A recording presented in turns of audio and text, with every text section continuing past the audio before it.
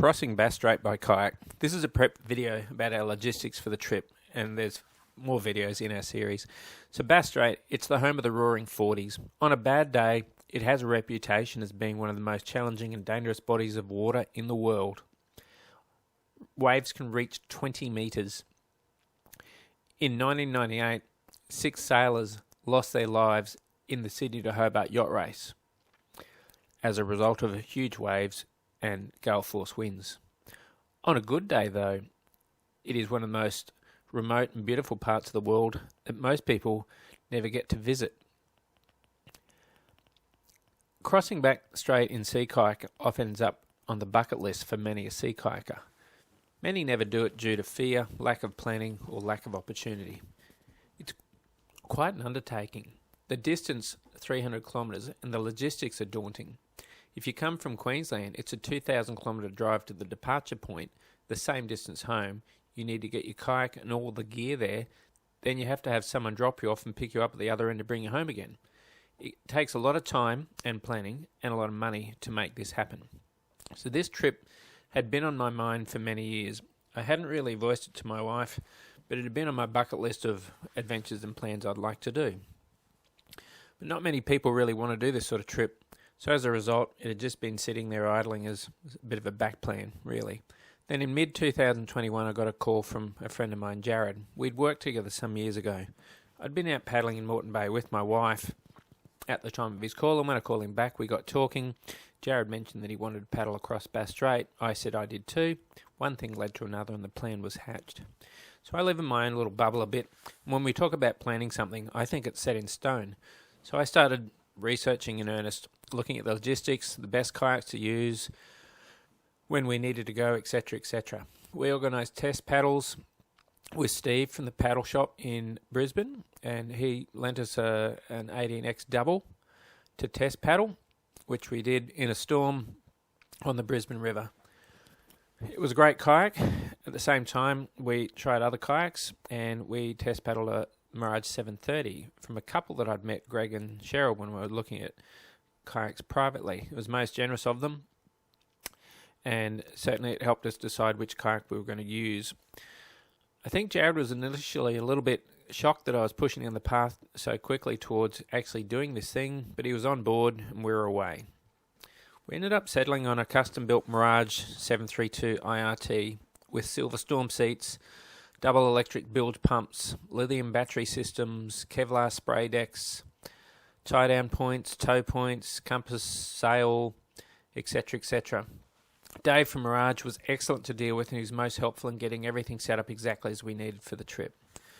And then I spoke to my wife. We'd had a number of domestic discussions along the way. While she likes to do multi-day hikes with me, she's not the super adventure type. So over the years, I've loaded her up with lots of stress, coming home with next big adventure plans. Honey, Matt and I want to go and hike and climb Federation Peak in Tasmania. Sweetie, if you don't mind, I'm going to go out to the desert with Steve and Ross for a mountain bike race from Perney Board to Birdsville. Hey Noni, let's go and hike the overland track in winter next year. There's no one there because of the cold and the snow, so it should be good. She generally recovers, grits her teeth, and accepts that this is the sort of thing I like to do, and she supports me in my silly endeavours. It'd be difficult to do this trip without the logistical support, so we're grateful to her for that.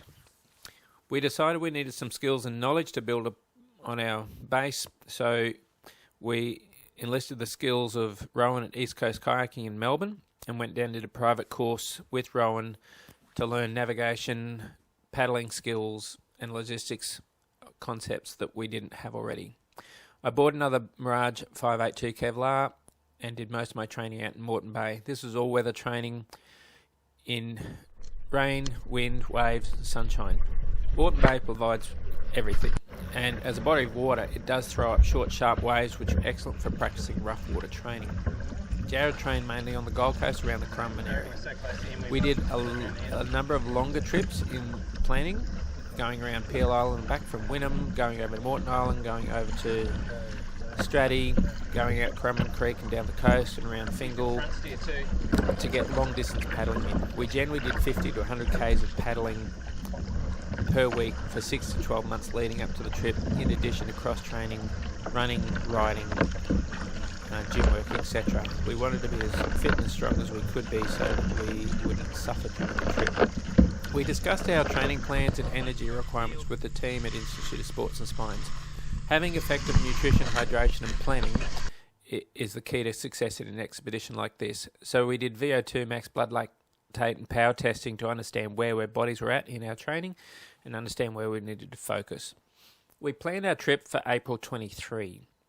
April is generally the most stable weather to cross the Strait, so that we thought was the best way to go.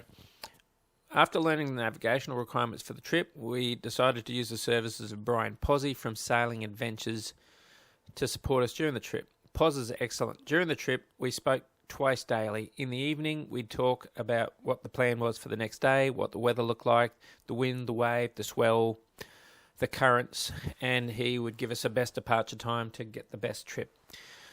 I'd strongly suggest using Brian if you were considering doing this trip.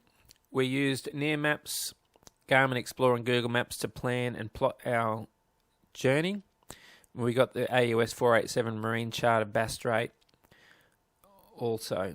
We did laminated copies of each day's leg with pictures of our landing points, our bearings for the day, etc., and they were under our deck bungee, so if we did have a problem with our electronic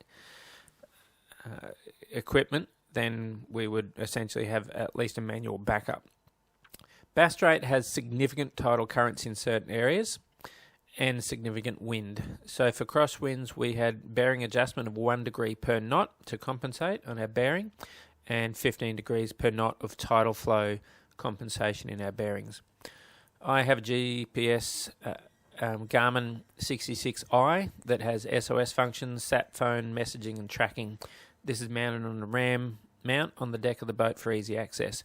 It also lets you send quick satellite SMS messages to family and friends, letting them know where you are, how the day's progressing, etc. And I installed the Blue Chart G3 marine maps of the Bass Strait region. We used the BOM, Met Data and Windy to look at our wind conditions for the day and use Wheelie Weather and Tide Tech to look at tides. In some of the areas near Hogan Island, around the northern end of Flinders Island and certainly crossing Bank Strait, tide direction has a big impact on your planning. In Bank Strait, the tide runs through at about 12 kilometres an hour at peak flow, and that's a speed you can't paddle against in your kayak. So using Tide Tech, it shows you where the major current flows are, so you can put that into your plotting on what your course is going to be to try and avoid these high flow areas. Poz was excellent with knowing all these little bits and pieces.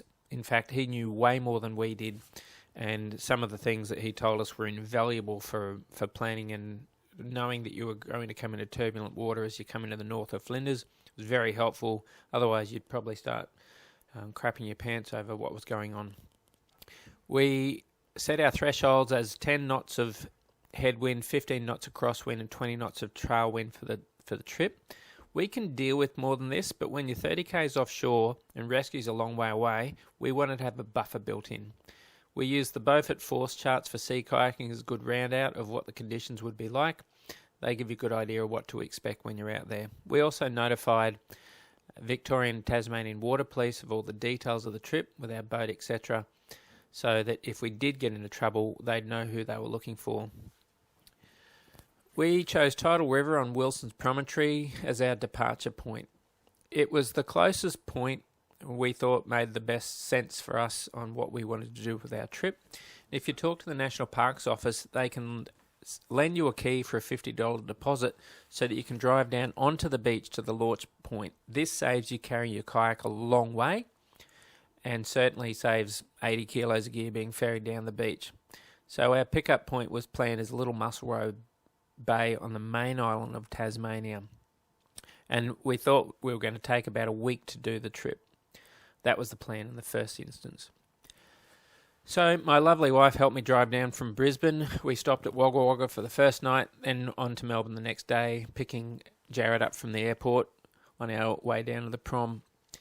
A point in note, if you have a large kayak on the roof of a full drive, Melbourne arrivals won't accommodate a hire vehicle, so we had to wait at the service station across the road. We arrived at Wilson's Promontory in the late afternoon, We did a recce at the departure point, got a key from the national parks, had a chat to them for a while about the conditions for the next day, then headed back to rest up to get ready. The weather window for the next day wasn't brilliant, but it was good enough, and we needed 3 good days to get to the prom for Flinders. To Flinders to avoid the weather pattern that was coming in. There isn't reliable water on Hogan, so you need to take a supply for the week to allow for the weather, getting stuck there, etc. We left with 40 litres.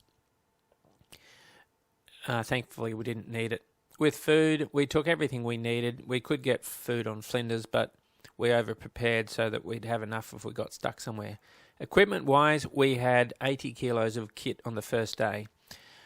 In Victoria, you must wear a PFD. You must have a PLB in it. You have to have an EPIRB in the boat, VHF flares, smokes flash, rocket flares, and dye. We had a jet ball for our food and took all freeze-dried food with us.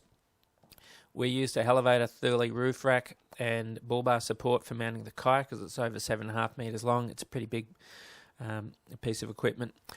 For the islands, there is phone coverage on all the islands. So we'd been told that this might not happen, but Hogan Island, you walk up the saddle just north of the hut, and there's good coverage from there. On Deal, there's a seat partway up the pathway to the museum where you can even get internet coverage. On Royden, we got pretty good coverage, and on Flinders, we got coverage all the way up the west coast pretty much. So it was pretty good. There's also huts essentially on most of the islands. So Royden, there's a nice little hut. On Erith Island, there's a nice hut. On Hogan Island, it's a little hut, but it's dry and it's warm when it's windy and cold outside. So you can plan on staying in the huts, or you can plan on just tent city. We'll come back tomorrow with day 1 of our trap paddle.